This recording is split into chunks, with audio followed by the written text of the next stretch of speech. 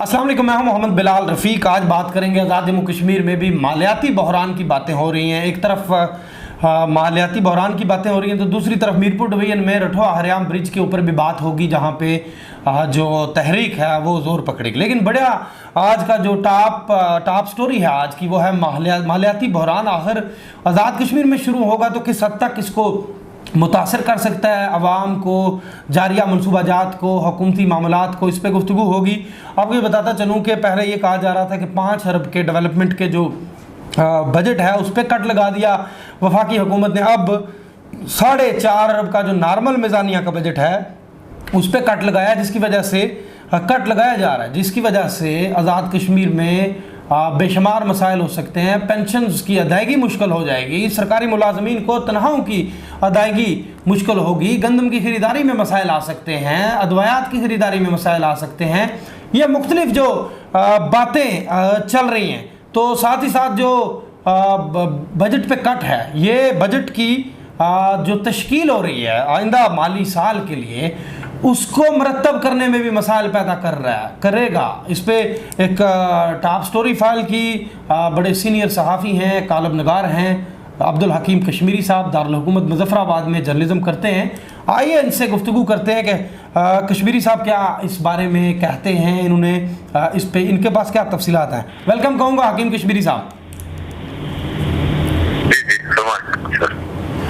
कश्मीरी साहब, स्टोरी कर दी आपने, 5 अरब का कट पहले लग गया, 4.5 अरब का नॉर्मल मज़ानिए पे लग रहा है, मसाइल आ जाएंगे, पेंशन की अदायगी मुश्किल हो जाएगी, तनख्वाहों में बजट में जो इजाफा है वो नामुमकिन हो जाएगा। अभी फाइनेंस मिनिस्टर से बात हो रही थी, वो कह रहे हैं अदवायात नहीं खरीदी जा सकेंगी, गंदम नहीं खरीदी जा सकेगी। पता नहीं ये क्या मामला होने जा रहा है। एक तो इस पर मुझे ये बताइएगा, दूसरा साथ ये बताइएगा जो पॉलिटिकल सिस्टम है, यानी एक तरफ मराहत की बात देखी जाए तो असेंबली में बिल पेश हो रहे हैं, दूसरी तरफ ब्यूरोक्रेसी की अयाशियां देखी जाएं, 4-4 गाड़ियां इस्तेमाल हो रही हैं, वह उनको कोई पूछने वाला नहीं है। तो बजट के ऊपर शोर बरपा हो गया। अखराजात कैसे कम हो सकते हैं, बताइएगा।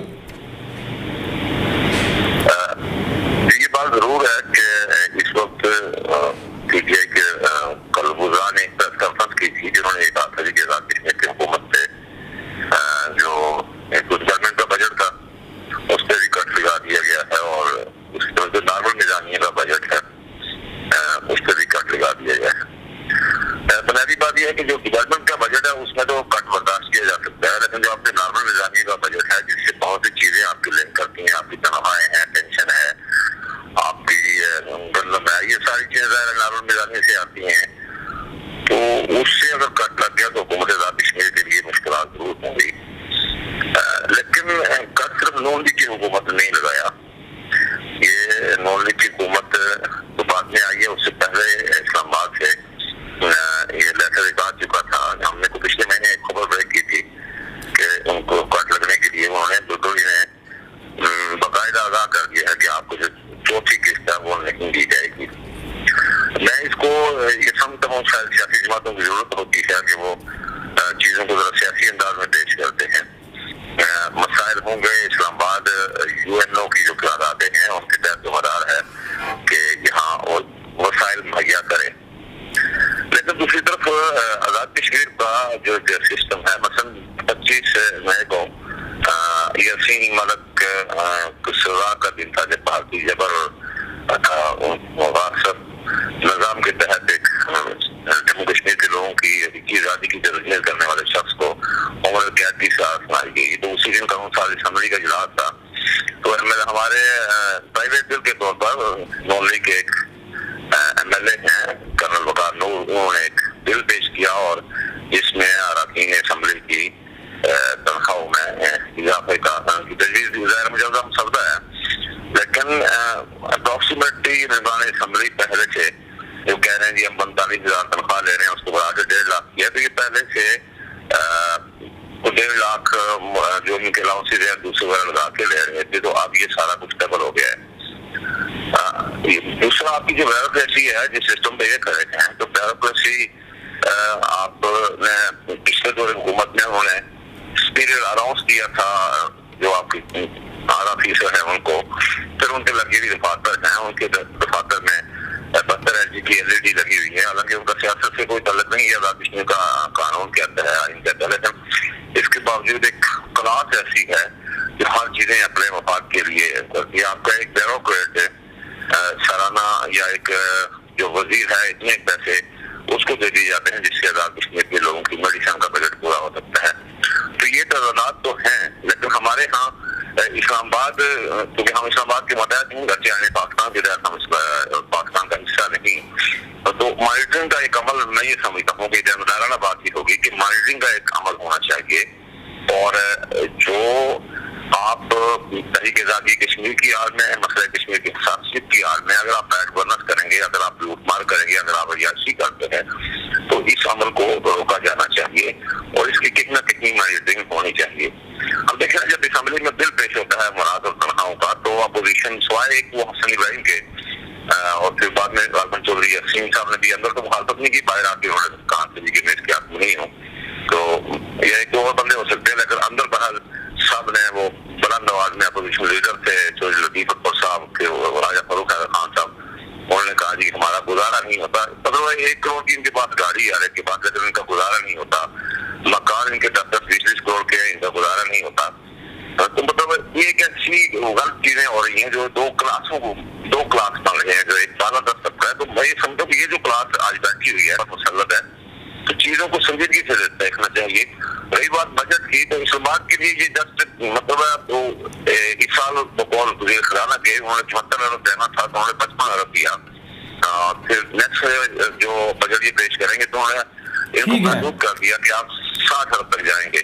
तो ये इनके लिए मुश्किलात जरूर होगी, लेकिन इन्हें अपने इसमें साथी लाए तो ये 5-4 अरब रुपया कवर हो सकता है। बहुत बहुत शुक्रिया अब्दुल हकीम कश्मीरी साहब जी। ये थे अब्दुल हकीम कश्मीरी, इनकी आपने गुफ्तगू सुनी।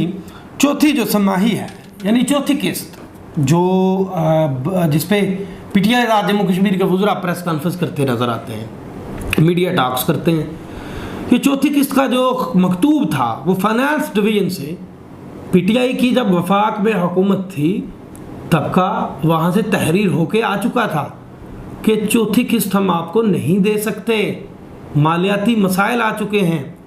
अब उसी मकतूब को उठा के PTI आज़ाद जम्मू कश्मीर के वज़रा हैं, सरदार तनवीर इलियास खान साहब की हुकूमत के जो वज़रा हैं, वो इसको अब जोड़ने की कोशिश कर रहे हैं जी। नवाज़ लीग की जो प्राइम मिनिस्टर नवाज़ लीग के मुतअद्दा अपोजिशन की जो हुकूमत है, वो तहरीक आज़ादी कश्मीर के बेस कैंप के साथ खलवाड़ कर रही है। लोगों के साथ पता नहीं क्या हो जाएगा, क्या किया जाएगा।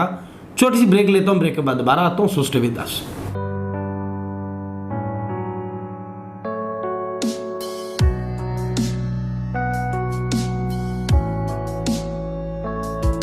बिस्मिल्लाहिर्रहमानिर्रहीम। मैं manager Munir Abdul Majid, kidney dialysis centre, Anjuman Falah Behbood Insaniyat. मैं आपसे पहले भी वीडियोस पे मेरी मुलाकात आपसे होती रहती है, तो आज मैं अपनी नहीं बल्कि एक पेशेंट की मुलाकात आपसे करवाना चाहता हूँ। और उनकी क्यों मुलाकात करवाना चाहता हूँ, तो जो ख़ास बात है वो ये है कि ये पिछले 15 साल से डायलिसिस पे हैं और माशाल्लाह खुश हैं, सेहतमंद हैं और पिछले 15 साल से डायलिसिस करवा रहे हैं। ये अपना नाम खुद बताएंगे, आएँ। अस्सलाम वालेकुम। अपना थोड़ा सा तारुफ करवाएंगे। जी, मेरा नाम मलिक सजाद हसन है। मैं तकरीबन 15 साल से ड्रेसर कराता हूँ इसी अस्पताल से, ज़िला मीरपुर से। मैं बहुत इस इलाज का बहुत शुक्रगुजार हूँ, बहुत अच्छा इलाज हो रहा है, किसी किस्म में कोई परेशानी नहीं है। और अमला भी बहुत सारा अच्छा हुआ है, डॉक्टर साहब बहुत अच्छे हैं, सबको मैं शुक्रगुजार हूँ कि आज दिन तक मैं किसी किस्म की कोई परेशानी नहीं महसूस की थी। सबका अच्छा इलाज कर रहे हैं। मलिक साहब, आपने बताया कि आप पिछले 15 साल से डायलिसिस पे हैं, तो इस वक्त 2022 है और गालिबन ये बात तकरीबन 2007 की होगी, 7-8 की होगी जब आप डायलिसिस पर आए होंगे। आप बताएं अपना तजुर्बा कि पिछले 15 साल से आप डायलिसिस में हैं। डायलिसिस से पहले वाली ज़िंदगी क्या थी और डायलिसिस के बाद वाली ज़िंदगी आप बताएं ज़रा। जो कोई तकलीफ होगा तो दवाई हैं, डॉक्टर साहब को लिखा जाने लिखा के ला जाने। अल्लाह का करम है, शुक्र है अल्हम्दुलिल्लाह, किसी किस्म की कोई शिकायत नहीं। फ्री किडनी डायलिसिस सेंटर ऐसे कई मरीज़ों का इलाज बिल्कुल मुफ्त कर रहा है जो अपने घर वालों के साथ ज़िंदगी नॉर्मल तरीके से गुजार रहे हैं। शुक्रिया के साथ अंजुमन Falah Behbood Insaniyat, free kidney dialysis centre, Mirpur Azad Kashmir. Break पर जाने से पहले गुफ्तगू हो रही थी बजट बहरान के हवाले से, माली बहरान जो आना चाह रहा है, जो आ चुका है, इस पे बात हो रही थी। इस पे अब हमें ज्वाइन किया इस वक्त वज़ीर ख़जाना बजट की तश्कील लोगों के लिए काम कर रहे हैं माजिद खान साहब, आइए इनसे गुफ्तगू करते हैं। माजिद साहब वेलकम कहूँगा, यह बताइएगा ये बहरान पे बात हुई, ये 4.5 अरब नॉर्मल मिज़ानिए पर जो कट लगा, तो क्या मसाइल आ सकते हैं हुकूमत को? बिलाल साहब आपका शुक्रिया। थोड़ा सा मैं आपको क्लैरिफाई करता चलूं, ये इस तरह है कि हुकूमत पाकिस्तान ने माली साल 2021-22 के लिए हमें जो कमिट किया था वो 59.5 बिलियन था, जो एक्सपेंडिचर हमने करना था और जिस पे जो हुकूमत पाकिस्तान की तरफ से कमिट था हमें, अभी साल के आखिर में आके उन्होंने इसके ऊपर 4.5 बिलियन की कट लगा दी, जो एक्सपेंडिचर हम कर चुके हैं। इसका मतलब है जाना है। और जो साल 2022-23 के लिए हमारी जो फाइनेंशियल एग्रीमेंट है हमारा, जो जिसके मुताबिक 3.6% हमें मिलना था, जो टोटल रकम बनती है 74.320 बिलियन, उसके अगेंस्ट इन्होंने हमें 60 मिलियन इस दफा ऑफर किया है, जिसमें 14 अरब का शॉर्टफॉल है। इससे जो सबसे बुनियादी चीज हम फेस करने जा रहे हैं कि हमें जो पेंशन्स और इस वक्त तनख्वाहें हैं उसमें हमें बड़ी कॉम्प्लिकेशन आएगी और हम कोई भी वेलफेयर का काम रियासत के अंदर नहीं कर सकेंगे, ना हमको कर सकेंगे, ना हम कोई और ऐसा मामला कर सकेंगे जिससे रियासत के लोगों को बेनिफिट आ सके। ठीक है, लेकिन ये कट क्या समझते हैं मतदा अपोजिशन की, जो मतदा जो हुकूमत है, मतदा जमातों की, इत्तेहादी जमातों की जो हुकूमत है, ये उनकी तरफ से है। एक मकतूब तो जो चौथी किस्त का था वो तो आपकी वफाक में जब हुकूमत की उस वक्त आ चुका था फाइनेंस डिवीजन से कि चौथी किस्त हम मुश्किल से दे सकेंगे। माजी साहब मेरी आवाज आ रही है आपको? बिलाल साहब नहीं है कि जो डेवलपमेंट आ रही है, बिलाल साहब ऐसा नहीं है। जो डेवलपमेंट का पैसा ये 3 क्वार्टर्स के अंदर, 4 क्वार्टर्स के अंदर रिलीज होता है। 3 क्वार्टर्स तक हमें उसकी पेमेंट हुई है और चौथे क्वार्टर के अंदर आके 5.2 बिलियन की इन्होंने हम पे डेवलपमेंट पे कट लगा दी है। इससे कबल जो मैं आपसे बात कर रहा था वो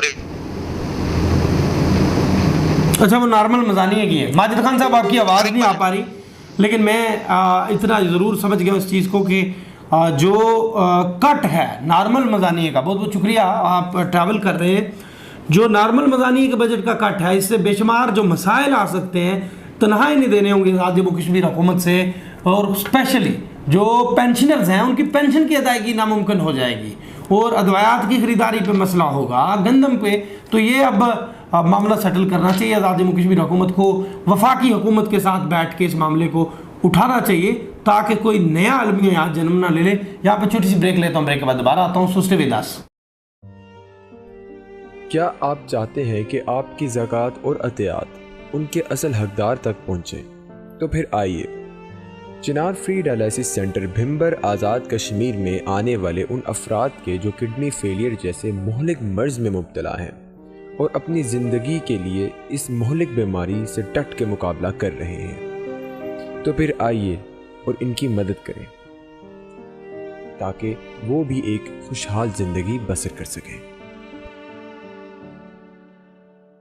वेलकम बैक। अब गुफ्तगू करेंगे रठवा खरियाम ब्रिज, एक बहुत बड़ा मामला है, बहुत बड़ा इशू है। वापडा की तरफ से जो तोहफा मिलना था मीरपुर के लोगों को कनेक्ट करने के लिए इस्लामगढ़ वहाँ का जो एरिया है उसके साथ, तो ये तकरीबन 2 दहाइयाँ होने को हो जाएंगी। ये पुल का जो मामला है ये लटका हुआ, मुख्तलिफ वफाकी हुकूमतें आई, आज़ाद कश्मीर की हुकूमतें आई चली गई, मुख्तलिफ वफाकी वज़रा आए, दौरे हुए, ऐलानात हुए, लेकिन वो पुल का जो एक हिस्सा है वो अभी तक मुकम्मल नहीं हो पाया।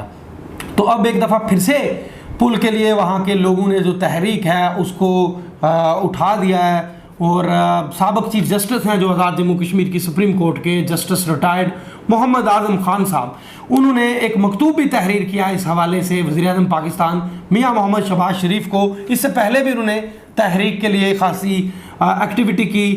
डिस्ट्रिक्ट बार है जो मीरपुर की, वहाँ पे जो सदर हैं इम्तियाज़ हुसैन राजा, उन्होंने भी एक इजलास किया। अब एक दोबारा से एक मूव बन रही है, तो इस वक्त हमें ज्वाइन कर चुके हैं साबिक chief justice Azad Jammu Kashmir supreme court justice retired Mohammad Azam Khan sahab. आइए इनसे गुफ्तगू करते हैं कि अब क्या एक्टिविटी होगी और पहले भी तहरीक चली थी, अब किस अंदाज में तहरीक चलाई जाएगी, खत लिखने का क्या मकसद था। जी वेलकम कहूँगा, अस्सलाम वालेकुम। जी ये बताइएगा सर कि क्या आप क्या देखते हैं, तहरीक को दोबारा से उसमें जान डालने की कोशिश की जा रही है?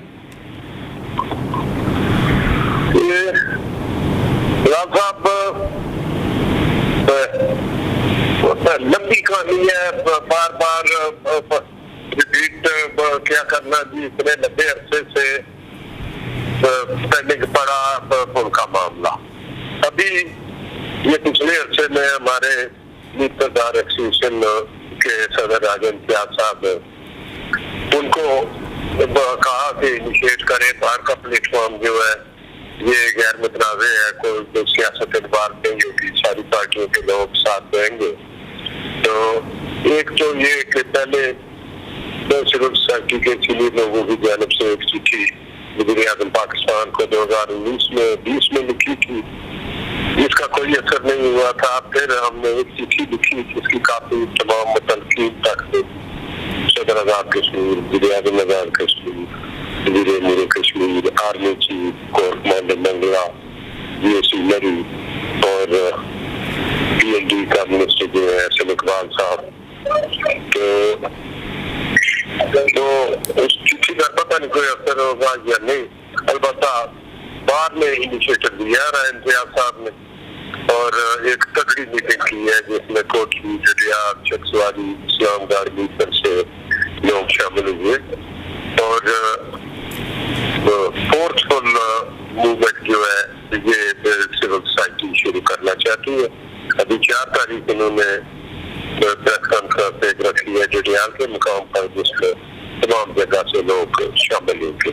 मैं समझता हूँ कि बाहर का प्लेटफॉर्म जो है ये इस मकसद के लिए हमारा बड़ा मौसर प्लेटफॉर्म है, जो गैर मुतनाज़े है तमाम लोग सब सियासी पार्टियों के, क्योंकि कोई किसी एक पार्टी का मसला नहीं, तमाम पार्टी का। अच्छा सर, आप क्या समझते हैं, चूँकि आप बड़ा दर्द दिल रखते हैं अवामी मसाइल के एतबार से, अगर देखा जाए रिटायरमेंट के बाद भी आप लगे रहते हैं मसाइल में, मसाइल के हल के लिए कोशां रहते हैं, कहीं ना कहीं एक्टिव रहते हैं। कभी आप ओल्ड सरोशन जो यूनियन है उसको आपने बहाल किया, उसमें रोल प्ले कर रहे होते हैं। अब आप पहले भी इस पुल के लिए आप एक्टिव रहे, अब दोबारा से फिर मुतहर्रिक हो गए हैं, तो किस हद तक पुरुम्मीद हैं? आप क्या समझते हैं, क्या ये जो मूवमेंट नहीं है, आपका मकतूब चला गया प्राइम मिनिस्टर पाकिस्तान को, इसके बाद बार का इनिशिएटिव, फिर बार के साथ मज़ीद बार, सिविल सोसाइटी की ऑर्गेनाइजेशंस, आप किस हद तक पुरुम्मीद हैं जो मामला 2 दहाइयाँ मुकम्मल होने को हैं वो ठीक नहीं हो पा रहा? छोटा सा मामला है, PND है, इतनी बड़ी पाकिस्तान की वजारत है, वो इसको उस तरह से हल नहीं कर पाई। अब आप क्या समझते हैं, जब बहरान आ रहा है, माली बहरान है, अब आज़ाद कश्मीर में भी माली बहरान, आपसे गुफ्तगू करने से पहले फाइनेंस मिनिस्टर बात कर रहे थे मेरे साथ, उनसे पहले एक जर्नलिस्ट बात कर रहे थे, माली बहरान शिद्दत अख्तियार करता जा रहा है, पेंशन्स के लिए पैसे नहीं। आप क्या समझते हैं, इस पुल के लिए लगाने के लिए पैसे अरेंज हो जाएंगे? बात ये फिलहाल के पुल के लिए जितने पैसे चाहिए 4.5 अरब रुपया, ये कोई बड़ी रकम नहीं, इसमें से शायद कुछ पैसे 1.5 अरब रुपया उनके प्रोजेक्ट डायरेक्टर के अकाउंट में ऑलरेडी मौजूद है। मतलब इतने पैसे गवर्नमेंट पाकिस्तान के लिए 3 अरब रुपया, 3.5 अरब रुपया कोई बड़ी बात कोई नहीं। मसला सिर्फ सिंपल ये है, दिल कोई नहीं है काम करने की। मैं बड़ी क्लैरिटी से ये समझता हूँ कि किसी को दिलचस्पी नहीं है। अभी प्राइम मिनिस्टर आज़ाद कश्मीर में खुरड्डा में मेला मवेशी में कहा कि 2 हफ्ते में काम शुरू हो जाएगा। तो भाई 2 हफ्ते में काम शुरू होगा, अभी तो इसका प्रोजेक्ट का पीरियड जो है वो खत्म हो गया, वो सेंट्रल डेवलपमेंट वर्किंग पार्टी ने इसका पीरियड पहना, फिर PC1 रिवाइज होगा, ये रिवाइज होगा जाके एक्निक से, प्रोजेक्ट गवर्नमेंट पाकिस्तान का एक्निक से अप्रूवल होगी, तो फिर उसके बाद जाके आप कहें कि पहले अप्रूवल, उसके बाद टाइम देना, फिर पैसा आना, और चौथा स्टेप होगा जाके टेंडर दे के काम शुरू कराना। मुझे कोई उम्मीद नहीं कि नियर फ्यूचर में ऐसी बात होगी, ना हो सकेगा।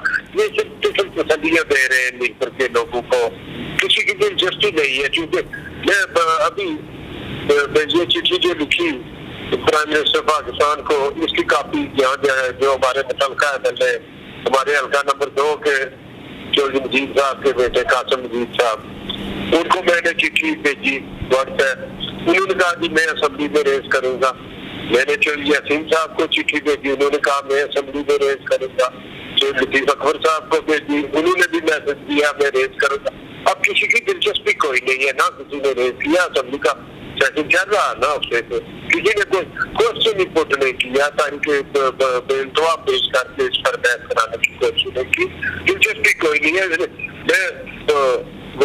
मुझे कोई उम्मीद नहीं कि ये फ्यूचर में इस पुल पर काम हो सके।